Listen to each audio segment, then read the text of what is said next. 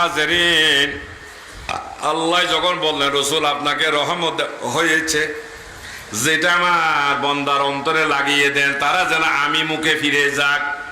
আল্লাহ মানুষ সৃষ্টি করেছেন ইল্লা লিয়াবুদুন ইল্লা লিয়ারিফুন, ঠিক না বেটে? কেমন? একটা হলো ইবাদত করার জন্য, আরটা হলো আল্লাহকে চেনার জন্য।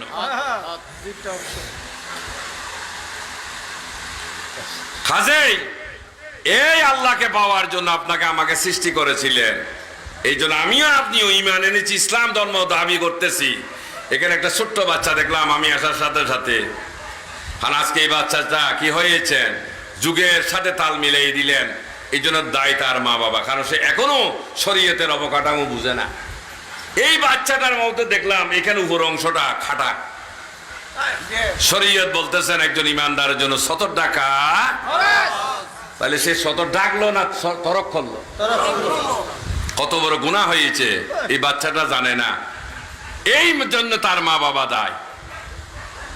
মা বাবা শুধু জন্ম দিয়ে দিলে মা বাবা হয় না রে। মা বাবার একটা শব্দ, প্রকৃত একটা বাস্তব ব্যবস্থা আছে, সেটা গুণ থাকতে হবে।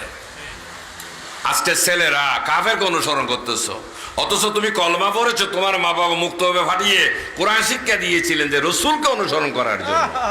তোমার দোষ নয়, ধর্মের নামে যারা আজকে বাজারে এসেছে তাদের দোষ। তারাই বুঝতেছে রসুলের দরকার নাই, দরুদের দরকার নাই, তা আর কি শিখবা তোমরা? সবাই পাগল হয়ে গেছে। এই জন্য বললাম বেহেশত একদম সস্তা, আল্লাহ পাওয়া বড় কঠিন। আমরা নামাজ পড়ি যে বেহেশতের জন্য না, আল্লাহকে পাওয়ার জন্য। এই জন্য আমরা নামাজে সুন্নত নফল বাদ দিই না। কাজে আমার তোমরাই প্রমাণ করতেছো বেহেশত সস্তা, আর সুন্নত নফল বাদ দিয়ে ফরজ পড়ো, তাহলে বুঝা যাচ্ছে বেহেশতের দাম কম, কিন্তু আল্লাহ পাইতে বেশি কঠিন। এত নামাজ পড়ো, আশা করতে পারতেছি না যদি দয়ালে নিজ দয়া না করে।